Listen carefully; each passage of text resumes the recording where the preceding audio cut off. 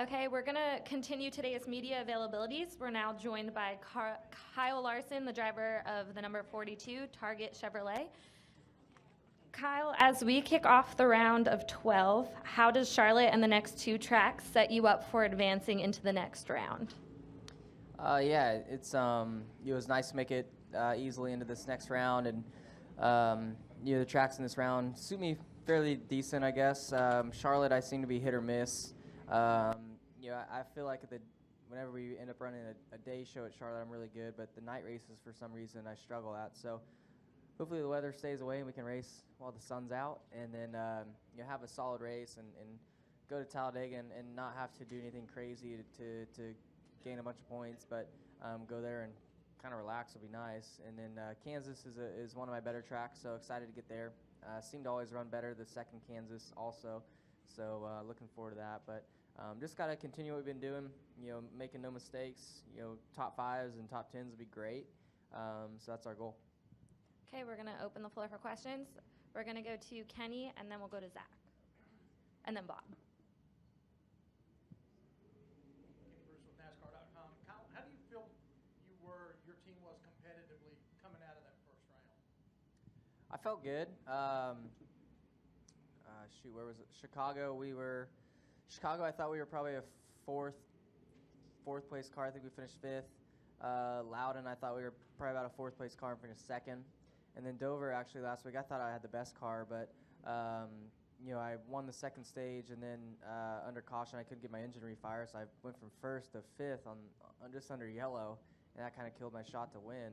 Where I felt like if I would have restarted the leader, I could have held on to the lead and maybe won. You don't know, but I felt like I would have ran at least first to third, but instead we finished fifth. So I thought we were competitive enough to win the championship. So we just got to continue that. Zach Very French touch over here. Obviously, this is the last playoff race here at Charlotte on the oval. We're going to the Roval for next year. So, are there any concerns for you? Do you see it as a benefit for the Speedway? And as I said, do you have any concerns on the move? We've seen some changes already on the front stretch. So, what are your thoughts on how it's progressing so far? I don't know. I don't know. I don't really know what to expect. I don't know if it's gonna be a good race, a bad race, a embarrassing race, or what. But it's gonna be exciting nonetheless. So I think the fans will enjoy it. I don't know how the drivers will feel about it until we actually get to make some laps and compete. But Charlotte and NASCAR are trying to make things more exciting around here, and that's one way to do it. So. I don't know what to expect, though. It'll be interesting when they get to test it. I think in a handful of weeks, it would be cool to see. Okay, we're going to go to Bob and then Reed. Bob Piper, CSPN. In light of what happened at Las Vegas, do you have any concerns about doing the victory lap there in December? No, I mean I hadn't thought about that.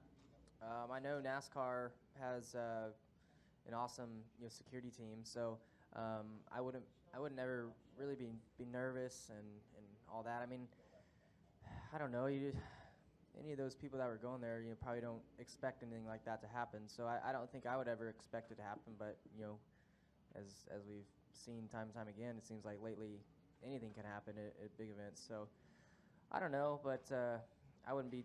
I guess right now I wouldn't be too worried about it because, like I said, NASCAR is a great team of security. Spencer with NASCAR Wire Service.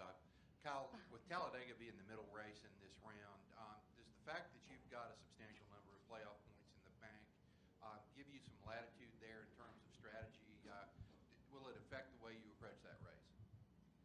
Well, I think it kind of depends on how this weekend goes. If we have a solid week where we gain a good amount of stage points and finish good in the race, where we can gain points on ninth place. I think you could approach it differently and be more cautious. But if we have something go wrong here and we're close, I think you have to race it. So where those guys that are already further down points than me, they're probably gonna have to race no matter what. But so yeah, I just hope we can get through this weekend smooth and gain a lot of points. So because I I don't like Talladega, and especially in the playoffs, it's nerve-wracking. So I hope we can just capitalize on this weekend and have an easier weekend on ourselves next week. Justin Long, NBC Sports. Kyle, what do you have to do to further compete against the Toyotas? What do you need to build upon to, if you are in one of the Final Four at Homestead, that it gives you even a better chance for as good as you are at that track? I don't know. I feel like it's been, I don't know. I feel like we've been really good. I feel like I'm even better now in the playoffs than we were in the regular season compared to them so far anyways. So I feel like we've closed the gap a little bit, but other teams have closed it even more. I think Hendrick's done a really good job so far. The two teams been strong. So yeah, I don't know. I feel like the 42 team has been really for most of the season the only one to compete with the 78 and the 18. So we'll just continue to work hard and see if we can find small gains or big gains to get even better. Okay, we're going to go to Daniel and then Jenna. Dale McFadden with NBC Sports. How are you and your team approaching today's practice session and tomorrow's, given the threat of rain on Sunday, and what are you going to be doing in those practice sessions, given not knowing what kind of conditions you're going to be racing in whenever the green flag eventually drops? Well, it's a pavement track, so I feel like the conditions are always fairly the same every time we come around. So I haven't talked to them yet. We had like our practice plan that we met about on Wednesday, and is basically the same as every week.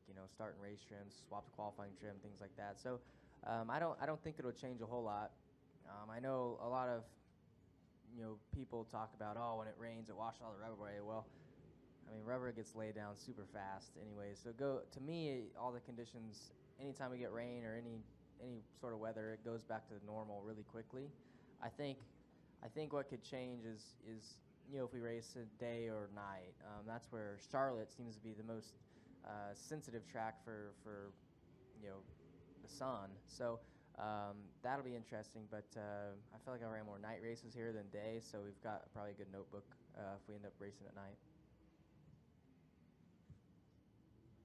Jennifer, AP, Kyle, do you think that you had to learn how to win at the cup level? Like you had to learn something that got you that final distance to victory lane?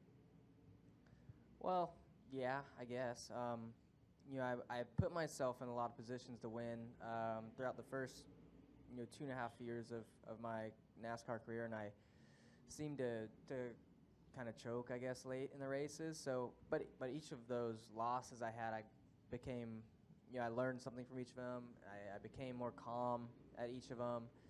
So I think now this year with having even better race cars and stuff, and putting myself in position even more, seems like half the season I felt like we've had a shot to win. I've gotten smarter and more calm and stuff like that.